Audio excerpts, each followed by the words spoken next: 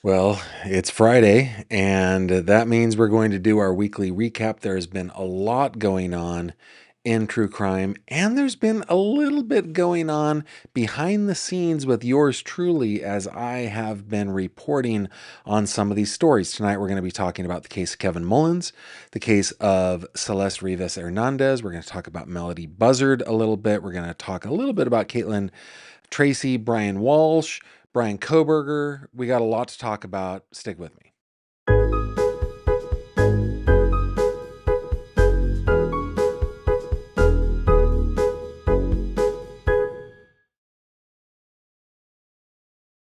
This video contains mature themes and discussions intended only for adult audiences.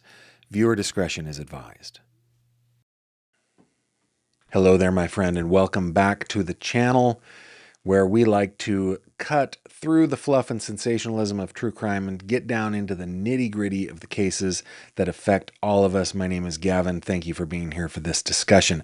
I see a lot of you on the live chat already. We're already going strong. Tell me where you're from so I know where everybody is coming in from, where you're tuning in from. I know, of course, that we got Western Pennsylvania in the house. We got Virginia in the house. I'm sure we got people from all over the place. So tell me where you're from. Where do I start on this? You know what? Let's just start with headlines. Let's get on into it.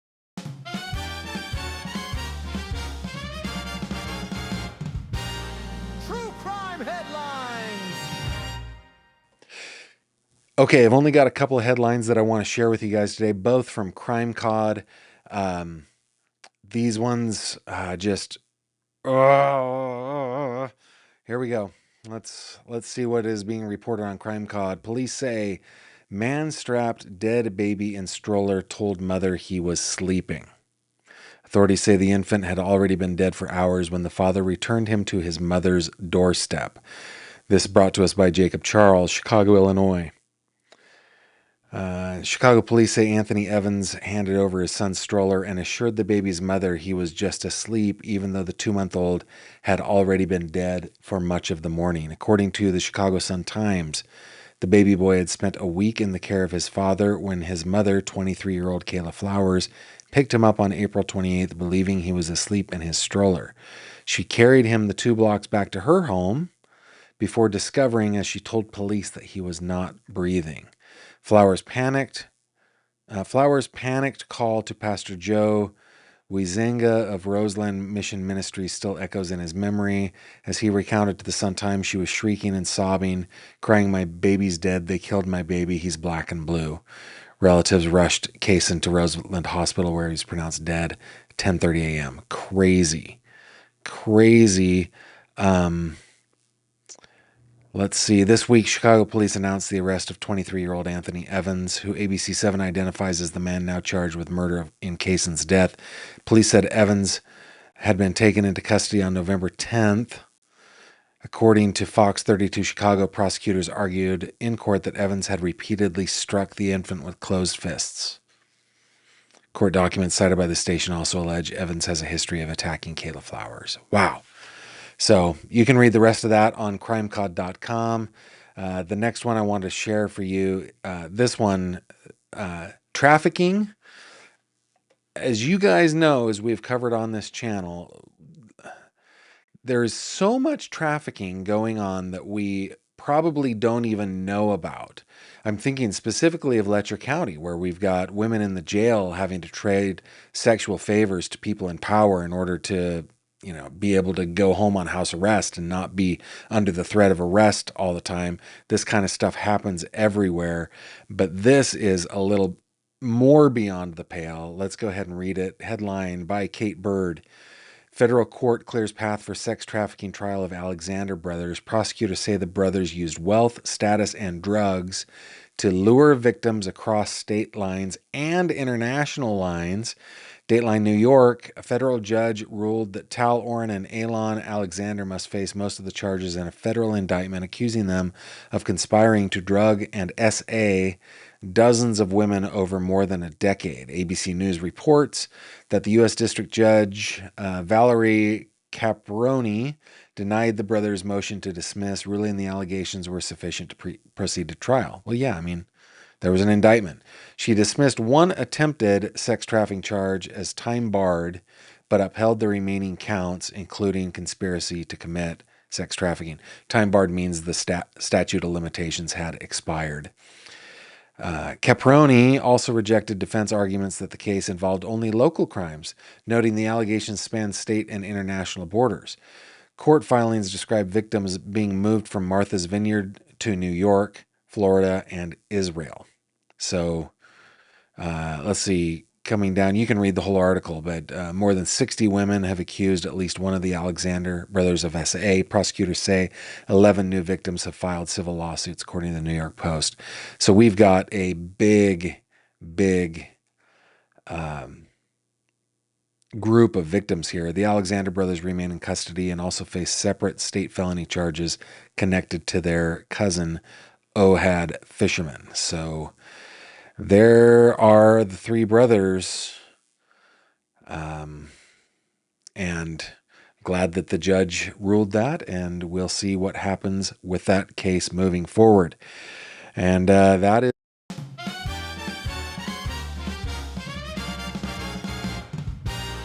True crime headlines. all right, people chiming in. We got Houston, Texas in the house, Lopez Island, Washington, Lake Tahoe, Sharky Sharona. Good to see you. Part of my old stomping grounds. We got the Tar Heel State. We got Jacksonville, Florida, New York City. I should be showing these. Clearwater, Florida, North Carolina, Central Kentucky. Why isn't it showing? Pittsburgh, PA, Arroyo Grande, California, North Idaho, Long Island, New York. Glad you're here. We got a lot of people. Friday night from the Indiana-Ohio state line, says Kiki. Yeah, we got a lot of them. Matthew West says, if only Brian Koberger knew what kind of stud he really was. Oh, dear. Oh, dear. Matthew West says, I swear some of these women that go after these men in prison almost sickening. Yeah, we're going to talk about Brian a little bit. We got Kentucky in the house. We got the San Jose Bay Area. So San Jose, you're from the Bay Area. San Jose, very cool. Glad you are here. Let's see if there's anybody else. Austin, Texas, Brisbane, Australia, Nova Scotia. Yeah, we got an international show tonight, guys. All across the fruited plains and all across the world, from down under all the way up to our neighbors to the north, our friendly neighbors to the north. Glad you're all here. Okay, let's dig into this, shall we? I want to remind you guys about a video that Lila Stines made. What's it been? A week ago, something like that. Let me bring this up. Give me a second. When was this? This was 1 week ago. Hopefully you guys are going to be able to hear this. I think she's pretty soft-spoken, but we're going to give this a go. Let's just have a listen one more time to this video from Lila Stines. There are some inappropriate videos, text messages, and other pieces of evidence that could really help my dad. If you live near or if you live far and my dad has ever helped you in any way, now would be the time to reconsider and maybe show him some kindness. So that is the gist of the video, right? That they believe that there are some videos out there showing inappropriate behavior that could be helpful to the case in favor of the defendant. Why am I having a hard time? There we are. Mickey Stines, her father, who is accused of murdering Judge Kevin Mullins in his chamber. We've all seen this video. It is shocking, to say the very least. Judge Mullins was shot 9 times by Mickey Stines, and Mickey Stines so far appears to be preparing some sort of insanity defense, right? So back to Lila, she's saying, hey, there's some videos out there that we believe could be helpful to the case. Now, what are these videos? If you've been on the channel for any stretch of time, you may have seen Elizabeth Jones as a guest on the channel. Hopefully we'll have her back soon.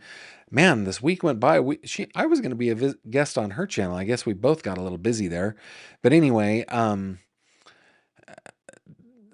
Kevin Mullins is accused now by multiple women, including Sabrina Atkins, who did it on a proffer, did it on tape with a Kentucky Attorney General's office investigator,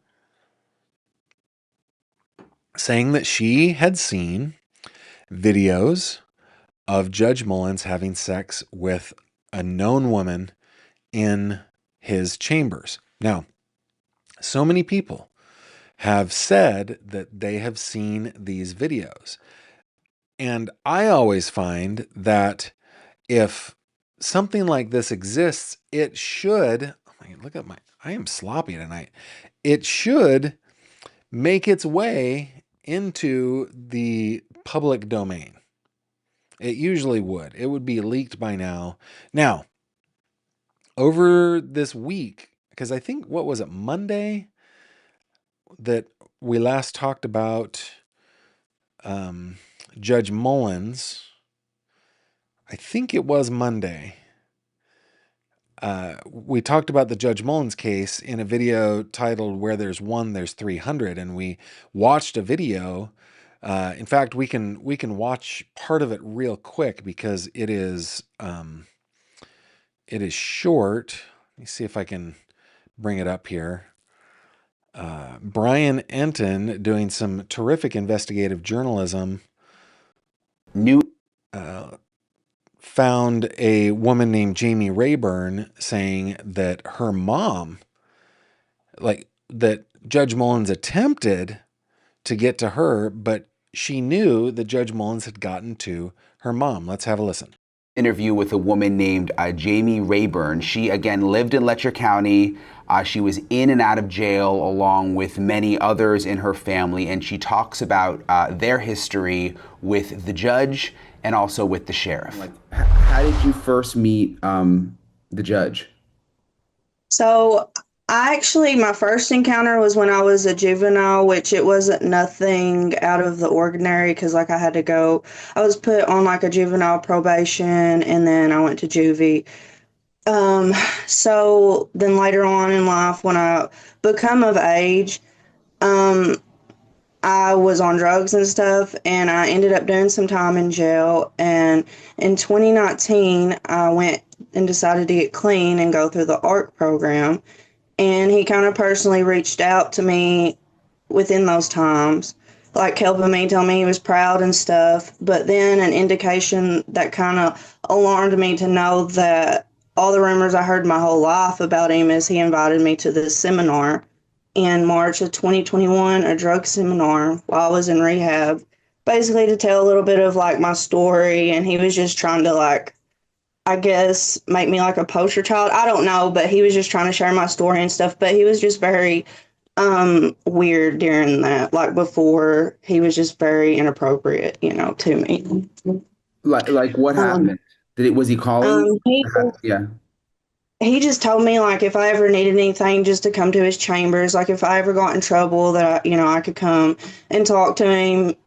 But us women know what that means. You know what I'm saying? And he just made me feel very uncomfortable. He just looked at me like a dog.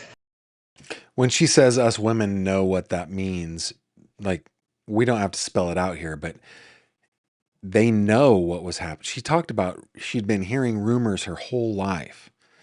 The judge's chambers was a trap, that according to what all these women are saying, that once you get into those chambers, that's when the full court press comes and Judge Mullins does what the rumors are that Now, I'm not saying I know this. I'm saying this is what these women are saying, right? That is textbook grooming at that point. Come to the seminar. We will tell your story. Hey, if you ever need anything, if you ever get in trouble, just come and see me. That's textbook grooming. There's more, though. But most of my story is my mom too, that's why I was reaching out, because my mom had a lot. She's no longer here anymore, but my mom had the sexual stuff with him and all that. When you say she's not here, did she pass? And we're not going to watch the entire thing. You can go back to Monday's video to watch the entire thing, but that's basically what happened. Is another woman coming forward saying, yeah, this is what Judge Mullins did. Now, does that mean that Mickey Stines had the right to go in and shoot him dead? Of course not. Mickey Stines is on trial for murder, and I don't know if these videos come to light, if it will help his case. Maybe in the eyes of a jury, in the eyes of the jury, they'd go, "Oh yeah, he had every right to do that." But what I wanted to report to you guys is that over this past week, since I did the Monday video, more than one woman has reached out to me saying, and has text, one with me directly back and forth, and one with one of my volunteers back and forth. We've texted, and we've pressed them on it because they've said, yeah, these videos exist. These videos are going to come to light. Yes, the whole thing. And when we press them on it, have you seen the video? Well, pretty soon they would say the video is going to come to light. No, no, no. Have you seen the video? And still, none of them say that they have seen the video. They just know that they exist. I don't know what that means. If it's just, more rumor mill stuff, or if the video actually exists. And I'm kind of between two ways of thinking. One way, like I said before, is if the video exists, you'd think we would have seen it by now. And I know that Brian Enton and his producers are working. They've got to be. I don't know it. I suspect deeply that Brian Enton, his investigators, and other investigators investigative reporters are trying to find those videos. So far, bupkis. So yeah, that is my update on the case of Kevin Mullins. Let's see what you guys are saying over here before I move on. Matthew West saying, I would have rather seen Kevin Mullins in jail waiting trial. Yeah, me too. Me too. And Matthew says, I've seen another woman come forward about Judge Mullins. I've just been behind this week. Yep. Let's see. I'm not sure what this comment is. Oh, Emmy saying, yeah, Joel and I do overlap. You're talking about Surviving the Survivor. We do overlap. And maybe, there are a couple of channels that I really, really love where we have set times. I know that Josh Ritter has a set time that he does it. Joel has a set time that he does it. I have a set time that I do it. Maybe we need to maybe I need to move forward a little bit. I don't want to like land on Josh, but it would be great to not be on Joel's time either. Yeah. Garth B. Nutt says, I really like to watch Brian Enton. I think Brian does terrific work. See if there's anything. Striving for Titus 2 says, Gavin, maybe they know they exist because they know they were taped. That's possible. That's a very good. It's a very good comment. Another one, people who might have videos are probably being threatened. Yeah, but here's the thing about that. And listen, if you are a person that has this video and you're watching this right now, the way for the threatening to stop happening is to just release the video. It's just to get it out there. You feel like you have leverage now, but you would have safety once it's done, I think. That's just my opinion. Shay says, I do a great job. Thank you. And happy anniversary. Yes, Wednesday will be our 26th anniversary. Thank you very much. All right. So let's move on to the next case that I want to bring you up to date on. I need to find the right button. There we go. It is the case of Celeste Rivas Hernandez, the 14-year-old girl who was a runaway. She went missing, and and ended up dead, hidden in the front trunk of a Tesla Model X down in Hollywood. So this article came out about a week ago, but I thought that it was important to bring it here. It is, what might be the punishment for somebody who is convicted of concealing the body of Celeste Rivas Hernandez? Let me just read a couple paragraphs from this. This comes from KTLA. Weeks after the body of missing Lake Elsinore teen Celeste Rivas Hernandez was found stashed in the front trunk of a Tesla linked to rising R&B star David, there are still many questions. How did Celeste die? Was it murder? Who hid her body in the Tesla?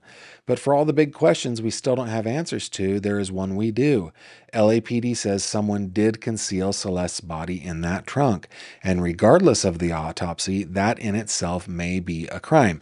By the way, different states have different laws about desecration, concealment, things like that. I know in New York State, for example, it was only a misdemeanor to desecrate a body until Amanda Lynn's law, which was passed in the name of Amanda Lynn Winkowski, one of the first cases I ever looked at. Now it is a felony in New York State, but I don't know what it is in California. It might just be a low-level misdemeanor. The Los Angeles Police Department tells KTLA today that this remains an ongoing investigation and that the news release stands on its own. We covered this earlier this week. In that news release dated September 29th, the LAPD states the Los Angeles County Medical Examiner has not yet determined the cause or manner of Ms. Rivas Hernandez's death. As such, it remains unclear whether there is any criminal culpability beyond the concealment of her body. RHD is thoroughly, hey, they did a weird thing. There should be a quote here too. Learned that in 7th grade. RHD is thoroughly examining every aspect of this case to uncover the truth and seek justice for Celeste and her family. They continue. We went to KTLA's legal analyst, Allison Treasel. Treasel explains that what might be surprising is that concealment and accidental death, here's the answer to my question, is only a misdemeanor. It is a violation of California Penal Code Section 152. The maximum someone can receive in custody for the offense is up to 1 year in county jail and a maximum fine of $10,000. And of course, they would go through the whole grading process. Does this person have any criminal record? Blah, blah, blah. If it was a first-time offense, I bet it would be probation. I don't know, but so the big question goes back to that autopsy, which has still been deferred to rule once and for all how Celeste died. Was it an accident or a murder?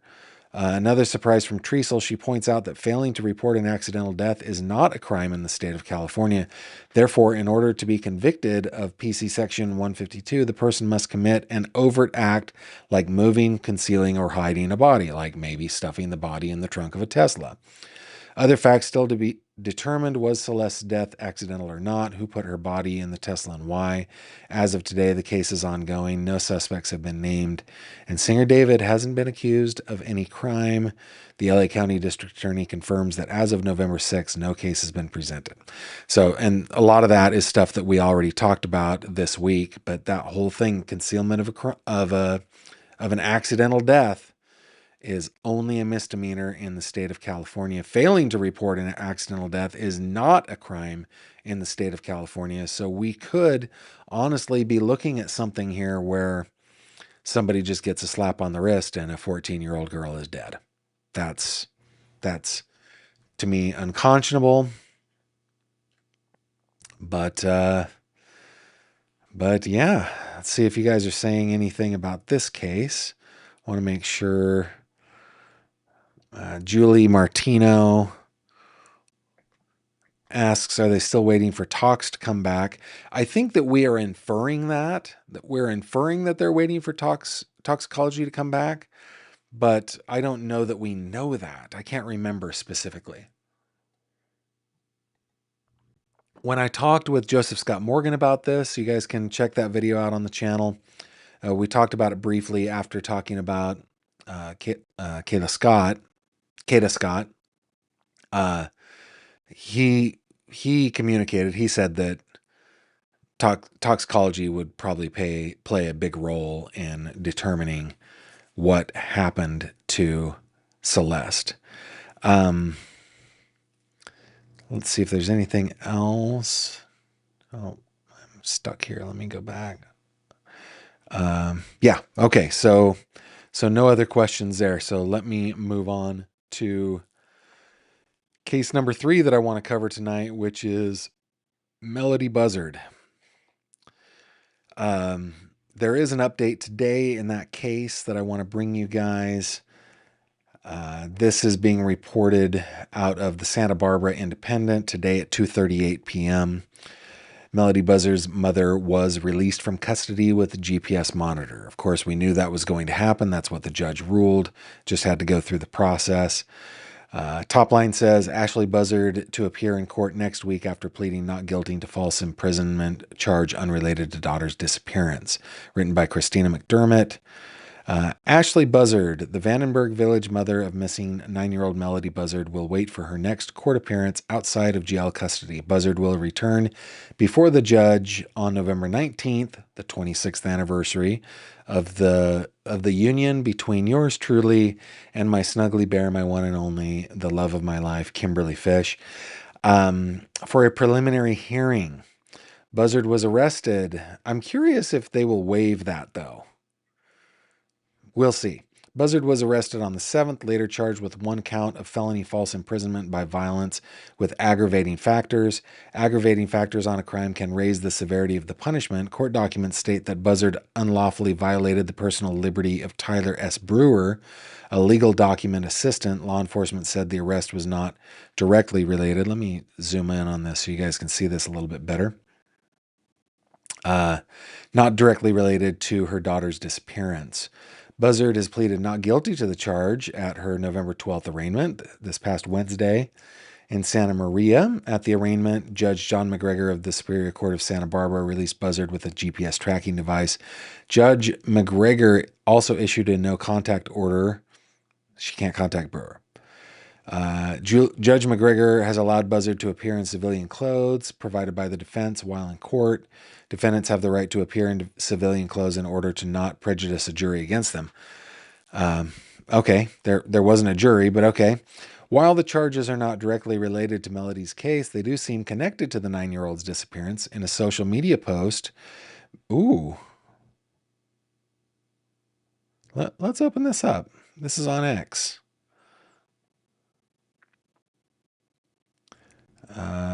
Oh, yeah, I saw this. Yeah, we went over this. Doesn't matter. Okay. Where was I? Brewer, the alleged victim, said he contacted Buzzard to offer assistance in locating Melodee. He identified himself as a legal document assistant, process server, mandated reporter, and perceived officer of the court, and therefore reported concerning communication and inconsistencies to law enforcement.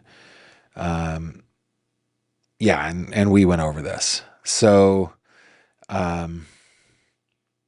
yeah, to this, let's see if there's anything else. Anyway, the update is that Ashley Buzzard has been released from jail for now with GPS monitoring, and we will keep our eye on this case. Let's see, going to your comments. Shay says, Gavin, you make your channel different because you interact with us and care about us. You are special. Well, thank you, Shay. I care. I do care about you guys. See if there's anything else.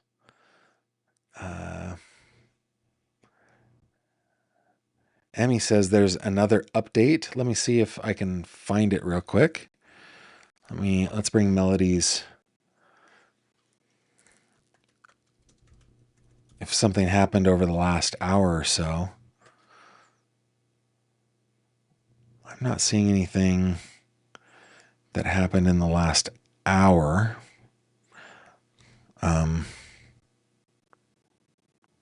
Yeah, it doesn't. That's the only update that I have been able to locate myself, Emmy. Okay. I wanted to bring up Caitlin Tracey just in our roundup, just because we talked about this case last night. This is a horrific case where this beautiful 36-year-old woman fell to her death apparently 24 stories down the stairwell of a Chicago high-rise, and her husband, her name is Caitlin Tracey, her husband, Adam Bacharink, has been charged in her murder about a year after. If you want to know a little bit more about the story, we covered it in pretty good depth yesterday.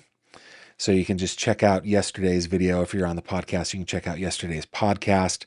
I haven't been able to locate any update on the case since then. I would imagine that we're now in the kind of wait and see stage. He was charged in her murder about 2 weeks ago, a little over 2 weeks ago. We should start to see some preliminary hearings. We should start to see some movement in court, but I do think that it is going to be nice and slow. But I did want to bring up that case. Okay, the next case that I want to bring up, and I don't think I have. Do I have anything on here? I do. There we go. It's the murder of Anna Walsh. The murder of Anna Walsh. The suspect in this case is also a husband. His name is Brian Walsh. Here is a picture of the two of them at their happy nuptials. Their nuptials, judging from what happened, were not nearly as happy as the happy nuptials that my wife and I enjoyed almost 26 years ago today. It's 26 years ago on Wednesday. But yeah, Mr. Walsh has been charged in her murder, and our update here is that he has been found competent to stand trial. A judge ruled Friday that Brian Walsh, let's zoom in on this a little bit so you guys can see it better. A Massachusetts man accused of killing his wife and dismembering her body is competent to stand trial after undergoing a medical evaluation. When was this written? I think this was today. Walsh spent 40 days at Bridgewater State Hospital, and a report from a doctor concluded that Walsh is competent and ready to stand trial. Judge Diane Frenieri said during Friday's hearing, Walsh's trial was initially scheduled to begin last month, but Frenieri delayed proceedings over concerns about his mental health, according to Fox News. His trial will now begin December 1st. Now, this is in the state of Massachusetts, which means it should be live streamed. Maybe that is something that we will cover here on the channel if you guys are interested. Walsh is facing multiple charges, including murder and misleading a police investigation. He has pleaded not guilty to all charges. Anna Walsh, 39, here's Anna, was last seen in her Cohasset home between 4 a.m. and 5 a.m. on New Year's Day in 2023. Her husband, Brian, reported her missing 3 days later. Anna's body has never been found. Police arrested Brian on January 8th, 2023 for misleading police. Additional charges were filed later. During the hearing, Frenieri also denied a defense motion for a change of venue. The defense argued that the case has received extensive and prejudicial pretrial publicity, contending that the jury pool had been tainted, thereby impacting Walsh's right to a fair trial. Just work harder during voir dire, man. Frenieri said the defense submitted evidence of local and national coverage of the case beginning after Anna's disappearance over 2 years ago and continuing to the present day. Quote, although the media coverage has been extensive and somewhat graphic given the nature of the crimes charged, it has also been primarily factual, describing the events in question, the charges against the defendant, court proceedings, in this case, in the defendant's criminal history. So there you go. So that's what will happen. So the final trial conference is scheduled for Monday. So what is that? The 17th. Jury selection is expected to start the next day. I wonder if they think they will get a jury in that day. So 39-year-old Anna Walsh, whose body has never been recovered, is getting one step closer, I believe, to getting justice. Let's see. Let me go back to what you guys are saying real quick. Joanne Marie Gavin, so people can get away with so much. There's no real consequence for someone who could possibly cause someone's death and cover up. How encouraging for people with nefarious intentions. Yeah, it's actually extremely difficult to solve crimes. It is. That's just the nature of things. I, for one, am extremely grateful for the men and women who dedicate their lives to doing it. not only solving them, but prosecuting them as well, and defending the defendants. Like the system, while flawed, is, I think, the best in the country, or the best in the world. And but it's just terribly difficult to solve crimes. Sharky Sharona, getting back over to Melodee's case. Can't law enforcement say show us Melodee or go to jail like they did with Lori Vallow? The answer to that question is I don't know. It really depends on the state. It really depends on the state. And I don't know if California has, the California legislature has empowered law enforcement to do that in the Golden State. I don't know. Yeah. You guys are talking about my reading voice. I still want him to read Junie B. Jones, but I'd take the Wonky Donkey as a substitute. Okay. You guys want me to read you bedtime stories? That's funny. Melissa saying, hope she is found soon. Of course, yeah. We all share your sentiment there. M says she tried to rent a car twice after she got out of jail. Okay. I haven't heard that in a official publication. Emmy says, hoping by Monday, if Melodee is not produced, Ashley will be arrested. That's what was said today on Joel's show. Okay. I hope so too. Don Louise, Gavin, when the mother left the jail, they reported law enforcement gave her 72 hours to produce Melodee. Let me see if that is, yeah, I haven't found that in any report. Oh, wait a minute. Let me go back.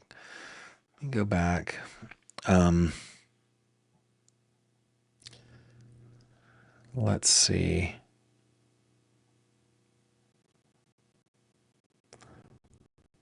Yeah, it doesn't report that in the latest stuff that I've seen. I hope it is the case, but I haven't seen that report, so I can't report on it. Let's see. Anything you guys are saying about Brian Walsh? Let's see. Mooney would like me to stream it if the trial is streamed. Do a little watch party. Okay. Yeah, I don't. Let's see. Shay says, I have a very soothing voice, and I'm so nice. Well, thank you. Thank you very much. There are people that have known me for longer than you that would disagree.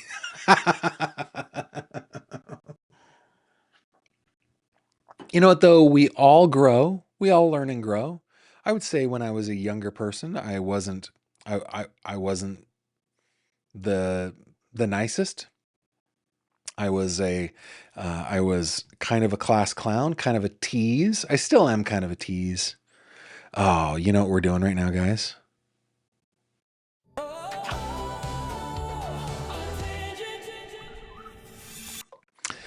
Yeah, we're doing a tangent. I am still kind of a tease, but you know you're loved by me if you are teased by me. I never tried to be malicious or anything, but it did come off as that when I was a younger person. But thanks for bringing that up. Let's see. Dom's mom, 13 months. Loving the new segments and fun graphics. Also watched and loved your quantum mixtape interview. Thank you. I was,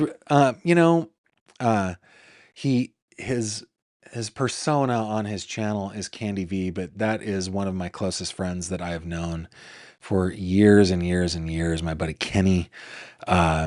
He's such a talented interviewer. I would love his channel to just take off and get 10 million subscribers. I would love it. He's such a talented interviewer and so good at asking probing questions and making you feel completely at ease as you're being asked the hard questions. If you guys haven't seen Quantum Mixtape, go check that out. I really enjoyed the interview, and he is the reason that I've kind of brought up the 3 questions segment at the end of the show. I've been doing it for a little while anyway. So yeah, thank you for being a fanatic for 13 months. And yes, please, everybody listen to Don's mom. Go check out parts 1 and 2 of Quantum Mixtape. That was really, really fun to do. All right. Where are we at? One more story that I want to update you guys on before we get into 3 questions. And that is Bryan Kohberger. This is being reported by the New York Post. Let me zoom up so you guys can see it. Dateline today at 11:18 Eastern, so about 9 hours ago.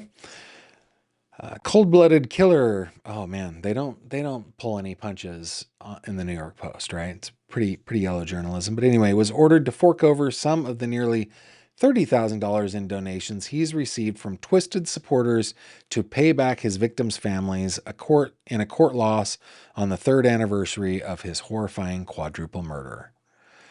Kohberger had argued last week that he was unable to pay $27,000 in additional restitution to the families of 2 of the 4 University of Idaho students he butchered in their off-campus home in 2023.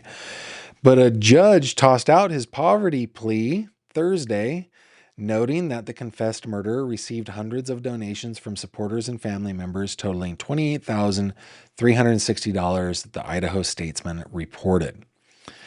However, he was only ordered to pay an additional $3,000 to families of 2 of his victims, Madison Mogen and Kaylee Gonsalves, to cover the cost of the women's urns. The full amount sought was shaved after the defense successfully argued that Idaho restitution does not cover travel and hotel expenses, which had bumped up the price tag. He had already been ordered to pay $29,000 to the victims of Xana Kernodle and Ethan Chapin. Kohberger, who turns 31 next week, has received nearly enough through donations to cover the amount of restitution already ordered. Judge Stephen Hippler wrote in his decision, while these funds may no longer be available to the defendant, it is foreseeable that he will continue to receive donations in the future, which is sick. Just sick. Particularly given that much of the donated amounts came from his family, he added. Hippler also said the murderer can get himself a job in prison to earn money. Yeah, Hippler wasn't having it, was he? Not having. Kohberger, who is behind bars serving 4 consecutive life sentences, was also ordered to pay more than $300,000 in fines as part of his guilty plea. That included the $29,000 in restitution to the families of Kernodle and Chapin, but not for Gonsalves and Mogen. Kohberger, blah, blah, blah, blah, blah. Yeah.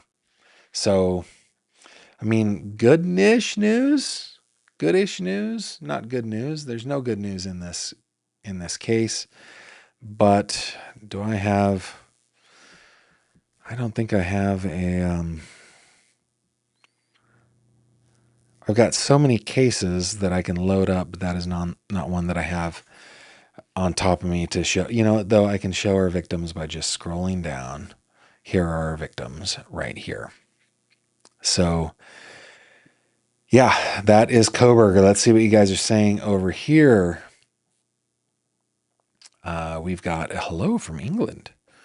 Welcome, Liz Karen. Glad you're here.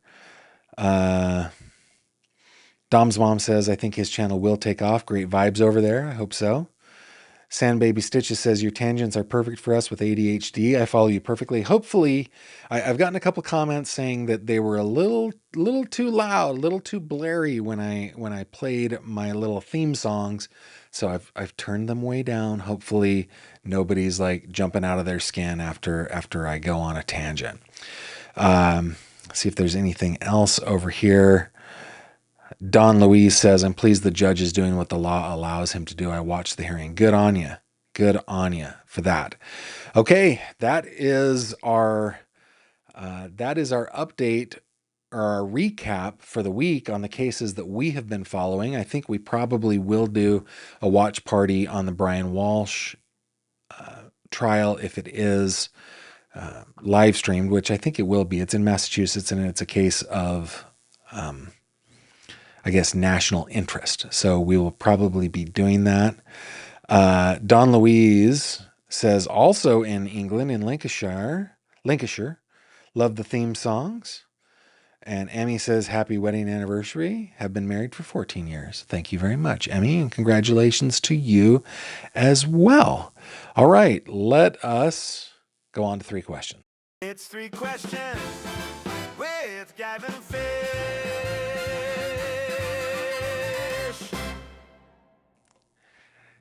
feel like it needs to end with a yow or a snap or something. I don't know. But if you want to submit a question to me, it could be on any topic. Everything's on the table. There's nothing off the table. I do try to stick away on my channel from religion and politics, but if enough questions come in, I will just ignore those questions.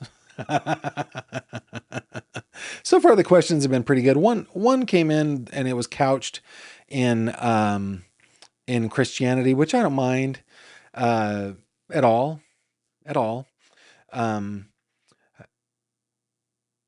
So I will answer any question that you give me. Just email the questions to 3questions@gavinfish.com.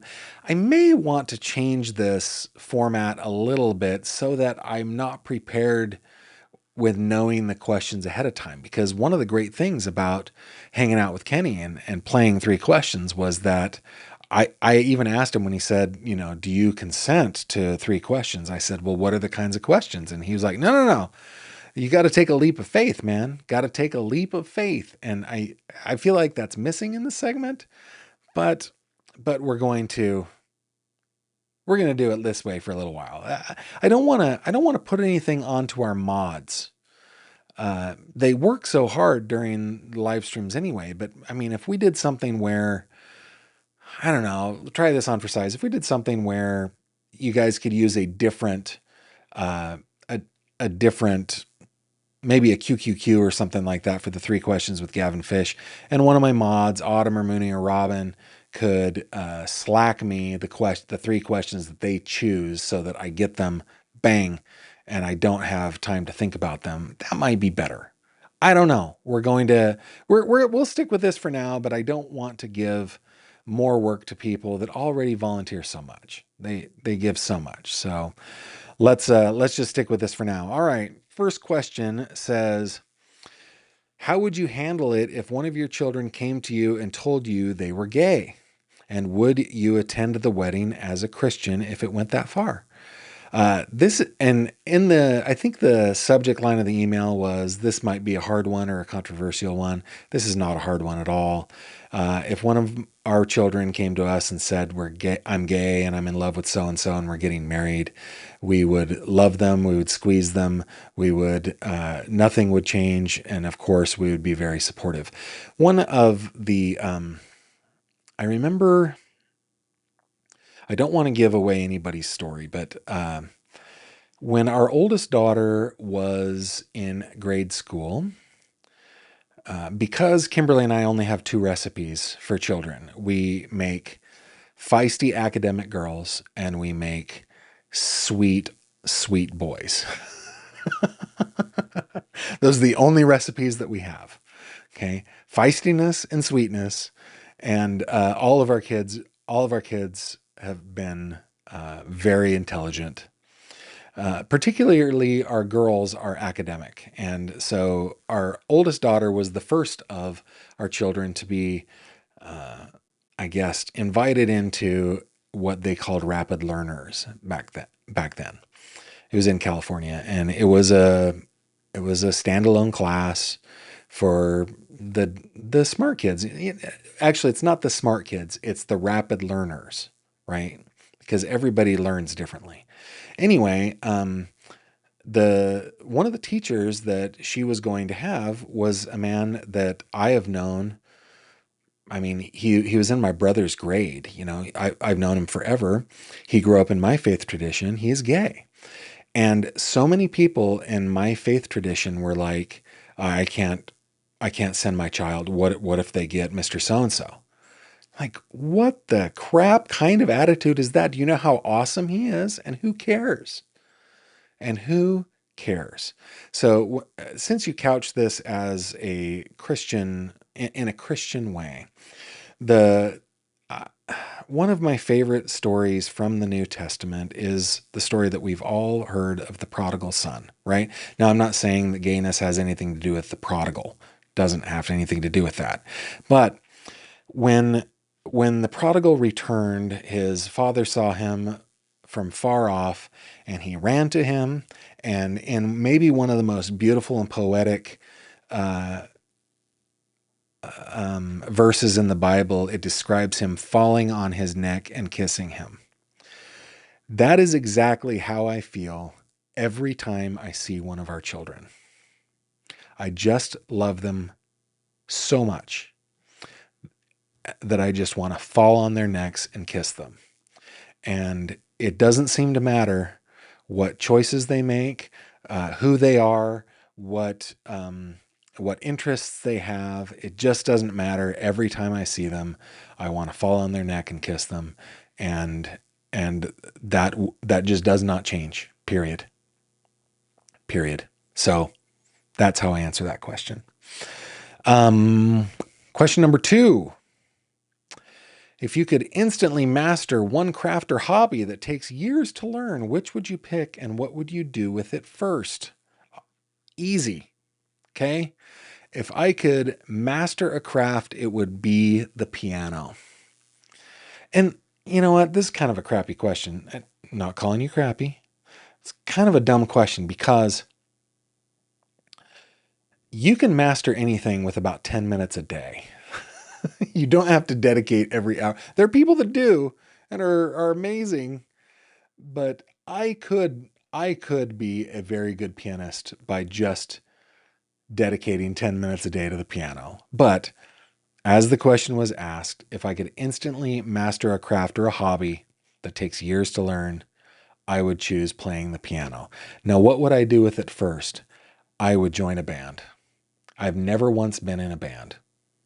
Ever. Well, in 4th grade, I was in the school band playing the trumpet, and that's not really being in a band, right? I would love to be in a band. So, but I'm just not good enough. Like, you know how yesterday, sometimes I'm asked this question, is there anything you don't do, Gavin? Right? My personality is such that I just have lots of interests and I like to do different things. You know what I'm really interested in doing right now is setting up a dark room in our house and going back to developing film. I have my old 35 millimeter camera, and I got a new old 35 millimeter camera while I was back in California. And I thought, wouldn't this be fun to get back into black and white photography? And I have the perfect room. I have the perfect room to set up a dark room, and dark rooms are easy. It's not that difficult to set up a dark room. So like I'm a person that I just flit from one thing to the other. And so I never really get good, like really good. I never master very much. I would say that I have mastered photography. I'm a master of portraiture photography. I'm very good. But that is something that I never let go of. I started when I was 13 years old and I was taught well. And then it's been 30 years since I've been in a laboratory. But I think that with a darkroom, I'd be able to, man, this is a tangent, but I'd be able to get my skills back. I mean, I was trained at a very good program in high school, and then I interned with Vince Arendt, who was Ansel Adams' lab tech. Like I was very good in the lab. So, anywho, see, tangent, dang it.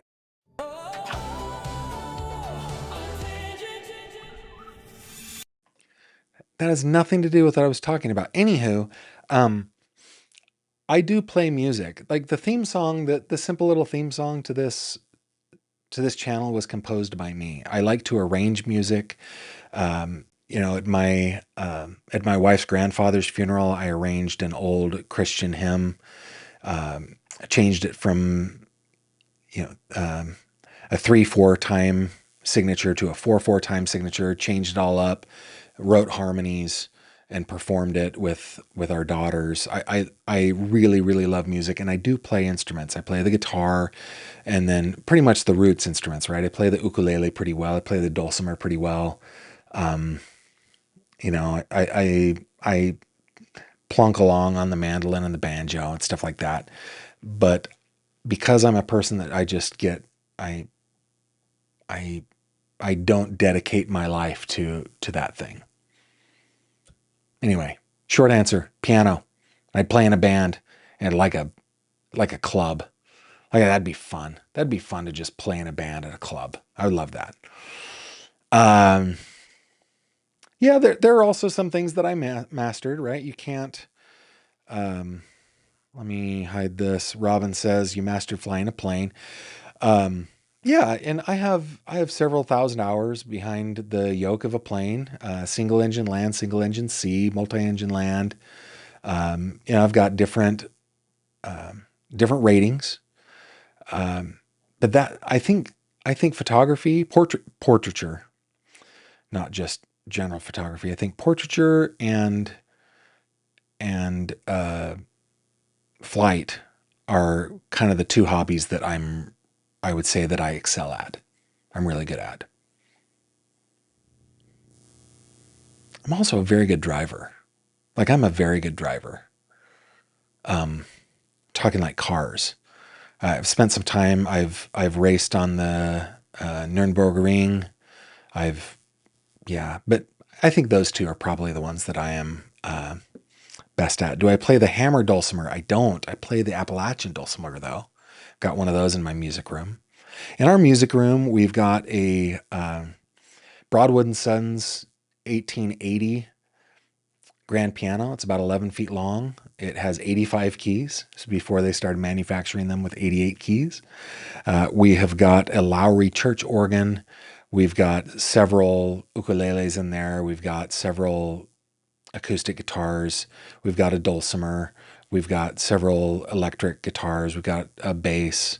And we all kind of play on all of them. But I've never played the hammer dulcimer. I have not. I play the Appalachian dulcimer. Good question. Though, we're sidetracked. Let's go, because we're on 3 questions with Gavin Fish. Question number 3 is, if you could tour any building in the world with full unrestricted access, what place would I choose? Any building in the world, what place would I choose? Huh. I've been to so many cool places. Let me think about this, because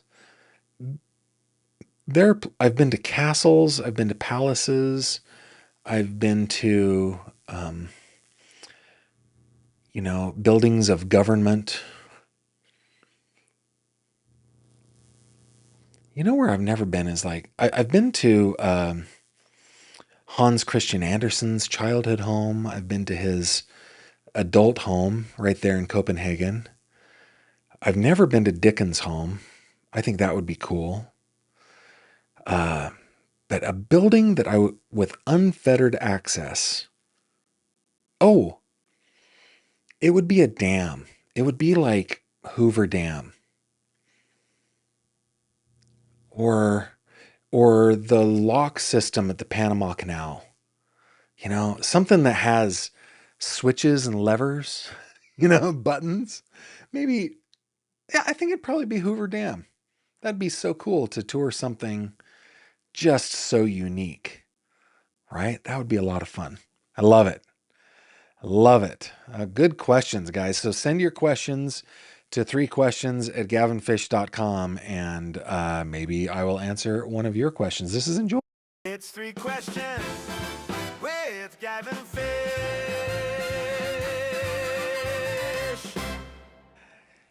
Pow! Yeah, something like that. Okay, a couple more comments before we go. Emmy says, I play Backstreet Boys music on the keyboard. Nice. Very nice. Phoenix Rising said, aha, Gavin got here just in time to hear the real reason you're growing long hair. You want to be a rock star. Yeah, I want to be an aging, hair receding, overweight rock star. I want to be David St. Hubbins. Great comment. Let's see. Vexatious parrot. Ooh, how mysterious. A vexatious parrot. I want no vexes upon me. Vexatious parrot. Okay. Saying the Vatican. Now you've thought this through. That is a good choice. That is a good choice. I was thinking of places that I've been that I've really enjoyed. In 2024, I was in London and I took one of our daughters with us and we went to the English Museum. Oh my goodness, to be behind the scenes at the English Museum would be amazing. Some place with deep history, the Vatican would be a great place. Oh, yeah. Yeah, I'm trying to think. I mean, someplace with, there is a temple in India. What is the name of that temple? Hold on.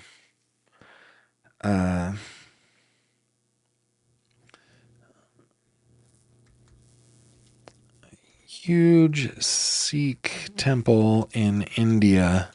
What's it called? Oh, it's called the Golden Temple in Amritsar, Punjab. Man, I would love to see that place. I would love to see that place. Oh my goodness. Yeah. So something with just really, really, really deep history would just be a blast.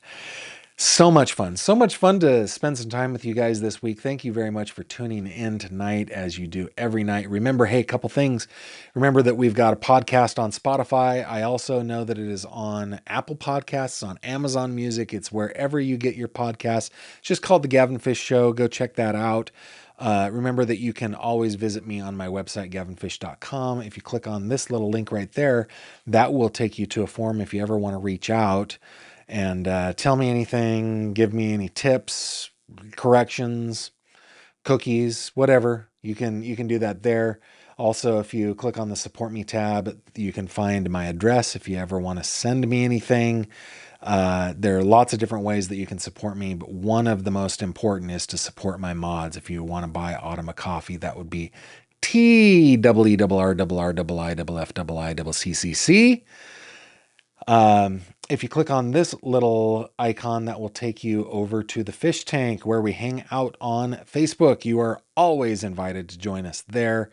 Seems like we get 5 or 10 or 20 new people every single day. So glad for those of you who join us there. We're coming up on 5,800 people. And of course, I'm on all of the socials as well. So yeah, don't be a stranger. I'm everywhere. Taking the weekend off, and I hope that you are too. I hope that you have a very nice, relaxing, restful weekend. And until Monday, I bid you adieu. And I hope you take care of yourselves. Good night. Thank you very much for watching this video. If you liked what you saw, please consider subscribing. And if you have any questions or comments, please leave them below.